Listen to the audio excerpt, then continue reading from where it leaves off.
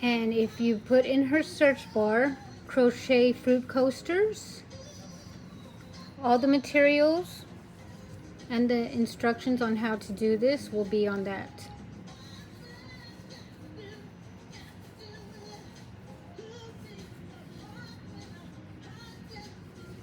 Okay, so here we have an increase, and you should be ending with 2 single crochet in the next 2 stitches. So here's single crochet in stitch number 1, single crochet in stitch number 2. Okay, so we're back at the beginning, and we only have 1 round of white, so we're going to add on a new color. Okay, so again, what we're going to do is we're going to go ahead and pull up the white loop just a bit. Okay, we're going to want to insert our hook in the front loop here and the side loop here. Pick up our new color,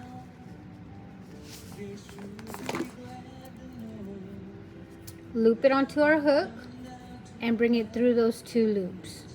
Okay, at this point we're going to go ahead and join to the first single crochet with the slip stitch. So make sure you catch the front and the back loops. Go ahead and bring some yarn out of that stitch and through the loop on your hook. Now we're going to chain 1. Go ahead and pull the white loop out now, because now you've locked in this stitch here and it's not going to come unravel. So we can go ahead and cut this.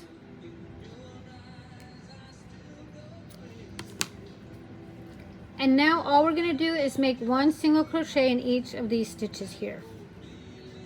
Okay, so we start with where the chains come out of, and then we continue on 1 single crochet in every stitch till you get back to the beginning.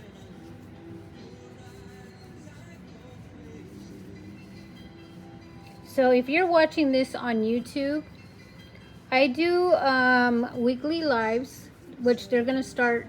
The beginners is going to be every 2 weeks going forward. I used to do it every week, but I'm changing my format. So the beginner live is on Mondays every 2 weeks. My intermediate is on Tuesdays, and my advanced is on Thursdays. I usually go live at 7 p.m. Central Standard Time. But feel free to join me. You can find me under Customer Creations.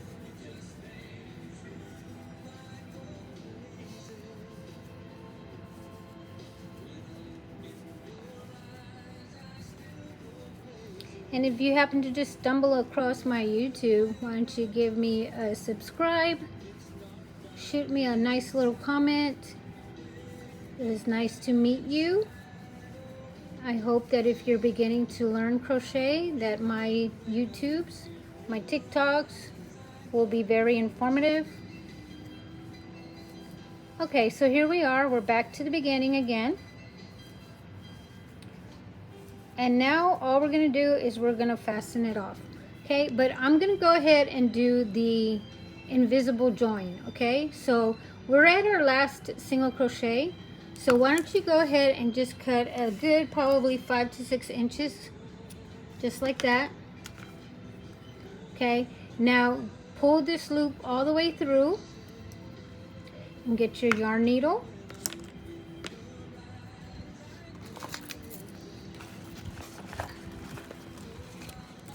So here's the yarn needle that I use, one of them. The other type that I like to use is kind of pointy, so I have one pointed needle and I also have a blunt needle. When I'm usually teaching on the lives, I use the blunt needle, but for this I'm going to go ahead and use the pointed needle.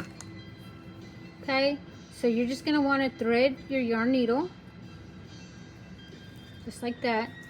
Okay, and so what we're going to do is we're going to skip this very first stitch here, and we're going to go right under the next stitch, under the back and the front and the back loops. Okay, so you're going to go under that, bring in your yarn right through. Okay, make it snug. So you want this front yarn here to be as long as these here. Okay, so I'm just going to go ahead, and if you notice, it's coming out of my last single crochet on this round. Okay, so we're right there. So now I'm just going to go ahead and go right back into that stitch, the last single crochet, I'm going to go right down in the middle of it. But as I go down the middle, I'm also going to catch this back loop here, okay? So I'm going down the middle and catching the back loop. And then just go ahead and pull. Remember, you want the front loop to be about as long as the rest of these stitches. So that is the invisible join right there. Okay, and since we're not making a border on this or anything, this is the end of it right here. This is going to be why we do the invisible stitch or the invisible join, because it looks just like all the rest of your other ones. Okay, if we don't do the invisible join, we typically have like a little knot that you can see. So I like to do the invisible join. Okay, so now that we're at this point, we're going to go ahead and I'm just going to knot it back here. So I'm just going to go under these two here real quick,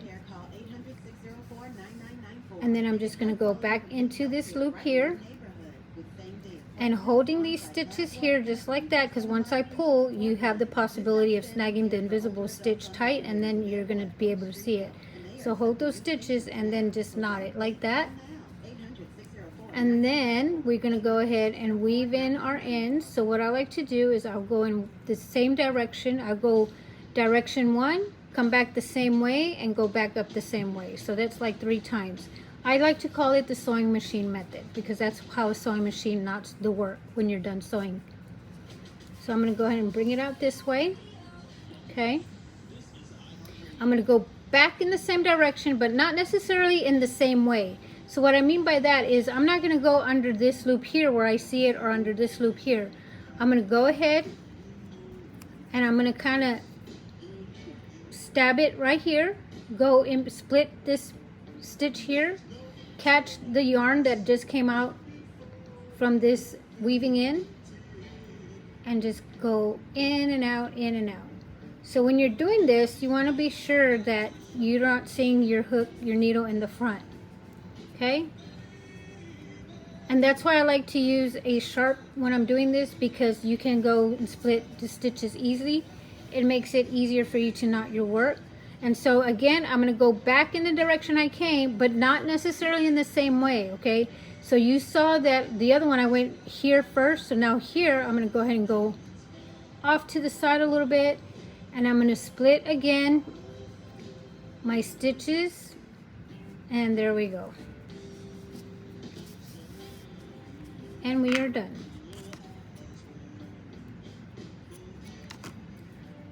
So we are done with the main portion. I'm going to weave these in later, just like I just did right now with the green portion. So with black yarn,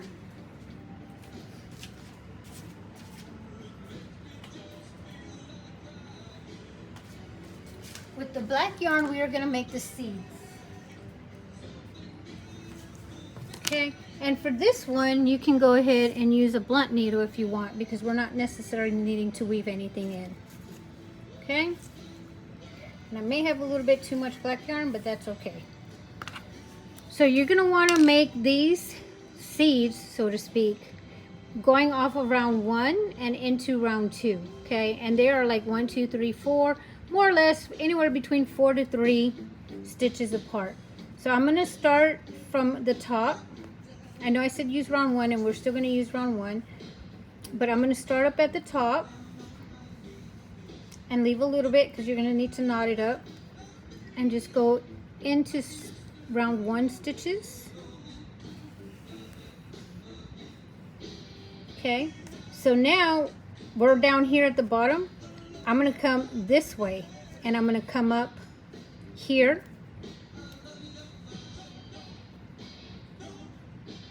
And I'm going to catch this stitch here. Okay.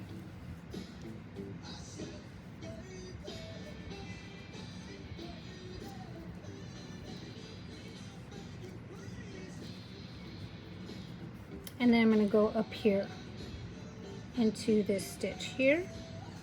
And so since I'm up at the top, I'm going to come back up from under there this way. Okay, see, because it's going to look like this, nice and even lines, and that's okay. Okay, so I'm going to move over one, two, about right here, and start bringing it in here. Actually, I'm going to bring it in here.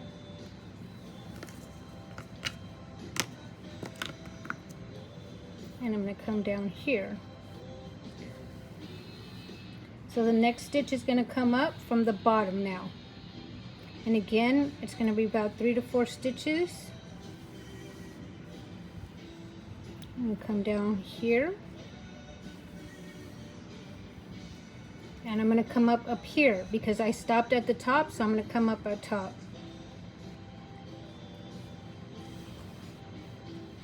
Okay, and I'm going to come down. So the next stitch that's going to come up is going to come up here.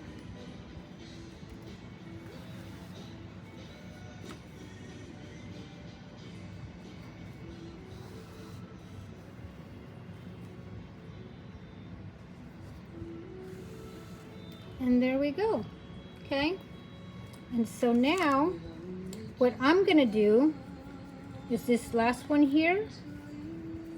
I'm just going to go ahead and go under a few loops, only on the back side. I'm not going to go on the front side because I don't want my seeds to show, or this yarn to show in the front. So I kind of went under a few stitches on the back side. And see, you can't really see it in the front, but even if you do, that's okay. It's a watermelon. Watermelons have seeds. And then I'm just going to cut at my yarn, and I'm just going to simply knot this yarn.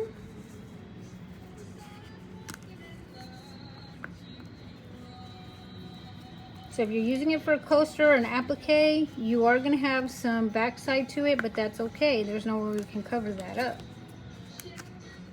And I'm just going to knot that right there.